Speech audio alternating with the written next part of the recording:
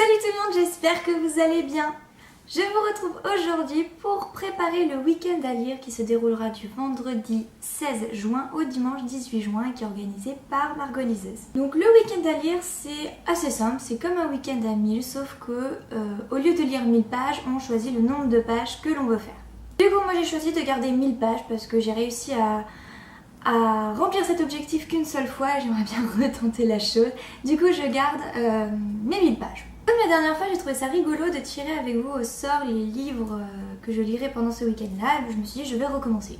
Du coup, pour ce challenge, je vais tirer au sort mes 1000 pages dans mes book-jars. Voilà, tout simplement. Pour commencer, je prends la book-jar qui contient tous les plus de 200 livres que contient ma palle. Voilà, je tire ça. Toi. Et c'est Il est de retour de Tim Vernès. Donc il s'agit de Il est de retour de Tim Vernès chez les éditions 10-18 et je suis très contente parce que ça fait très longtemps qu'il est dans ma palle. Ça se passe à Berlin en 2011, 66 ans après que Hitler ait disparu. Et bien on ne sait pas comment, mais il se réveille au milieu de son bunker et il se rend compte que les nazis c'est fini. Et il va vouloir un peu remettre de l'ordre là-dedans. Je pense que ça va être quelque chose de très drôle à prendre au second degré. Et je pense que ça va être très drôle. Alors ce livre contient 391 pages. Ensuite, je prends la book-jar des livres que l'on m'a prêtés. Et c'est la jolie boîte que Lucas m'a offerte pendant le swap. Donc voilà Lucas, à quoi me sert ta boîte? C'est pour tous les livres qu'on m'a prêtés. Allez, c'est parti.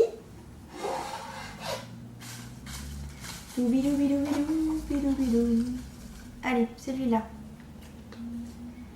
L'ombre des Templiers de William Dietrich. Du coup, j'ai tiré au sort L'ombre des Templiers de William Dietrich chez Pocket. Ce que j'ai compris, c'est le premier consul Bonaparte qui a trouvé une bague qui a l'air d'être façonnée par les francs-maçons. Et si j'ai bien compris, il va organiser une expédition pour trouver d'autres objets avec des scientifiques. Et il va passer par Paris, Venise, les îles grecques, bref, voilà. Ça a l'air très bien, j'aime beaucoup les histoires, voilà, un peu thriller, templier, la Bible, la religion, tout ça, j'aime beaucoup, enfin, j'aime beaucoup. Le peu que j'ai lu et vu en film, j'ai adoré et ça me fait très plaisir de pouvoir lire un de ces livres, un de ces genres plutôt. Et ce livre contient 463 pages. Nous en sommes à 854 pages. Mais vous savez quoi, je crois que même si ça fait un peu plus de 1000 pages par rapport au prochain livre que je vais tirer, je pense que je vais tirer un de chaque. Et on verra où ça nous mène, d'accord? Ensuite je prends la book-jar des Imaginales. Donc là ça y est, j'ai rajouté les livres que j'ai achetés aux Imaginales. Je vous mets la vidéo par là, quand je l'aurai faite je vous la mettrai par là si vous voulez aller voir ce que ça donne. Donc voilà, la book-jar des Imaginales. Donc c'est parti.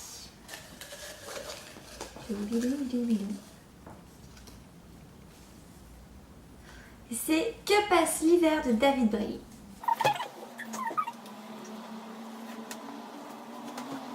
Et voilà, c'est Que passe l'hiver de David Braille. Donc c'est le livre que Lucas m'a acheté aux Imaginales, qui m'a mis dans le swap et qui m'a fait dédicacer par l'auteur. Et je ne saurais pas comment vous le résumer. Vous savez quoi, je vais vous lire la quatrième de couverture parce que c'est vraiment très joli. Que passe l'hiver sur la clairière, aux étranges trous et sombres, à la magie puissante et au mystère sans fin, aux dieux, aux hommes si cruels. Que passe l'hiver sur un roi, mi-dieu mi-homme, au destin funeste, sur celui qui devina la mort de ses terres, ne put s'y résoudre. Que passe l'hiver, oui, mais qu'en restent les souvenirs. À la croisée de l'ode initiatique et du huis clos, Que passe l'hiver raconte le dessin d'un jeune homme au pied beau et d'un roi au long bois de cerf, pris dans le maelstrom d'un monde qui se meurt peut-être. Voilà, vous trouvez pas ça tellement joli comme description, comme quatrième de couverture? J'adore. Et de toute façon, la couverture toute court est magnifique. Je sens que ça va être génialissime. J'ai vraiment trop hâte de le lire. Je vais peut-être commencer par celui-là. Et il contient 379 pages. Et nous en sommes à 1233 pages. Ça commence à faire beaucoup, du coup. Ouais, j'espère que j'aurai le temps de tout lire en un week-end en fait. Bon, il m'en reste un, on verra de toute façon. Et la dernière book jar, c'est la toute petite nouvelle parce que je me suis rendu compte que j'avais beaucoup de suites, beaucoup de séries, beaucoup de trucs comme ça commencés et jamais fini, jamais lu. J'en ai acheté plein, j'ai plein de tomes 2, de tomes 3, de tomes 4, jamais lu. Alors je me suis dit, ouais, il fallait une book jar pour ça, pour que je pense à les finir quoi. Donc c'est parti. Allez, celui-ci. Qu'est-ce que c'est? C'est Les fausses bonnes questions de Lemony Snicket, le tome 2 de Lemony Snicket.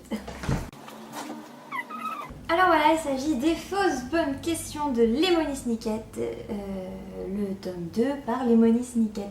J'ai lu le tome 1 il y a un petit moment maintenant, alors je suis vraiment très contente de me replonger dedans parce que je me souviens absolument pas comment se finit le tome 1. Je relirai peut-être la fin du premier tome avant de commencer celui-là parce que je m'en souviens absolument pas et c'est navrant parce que je me souviens de l'avoir vraiment beaucoup aimé.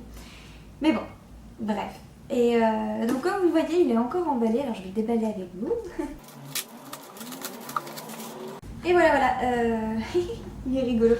Et oh non, voilà, excusez-moi, mais il va falloir arrêter de mettre les étiquettes directement sur la couverture. C'est insupportable. C'est vraiment pas cool les copains, oh non. Et en plus bien sûr c'est bien au milieu, histoire de... Je vous en supplie, arrêtez de coller des trucs sur les couvertures. Et maintenant comment on fait? Voilà, c'est tout moche. Bref, ce livre contient 275 pages.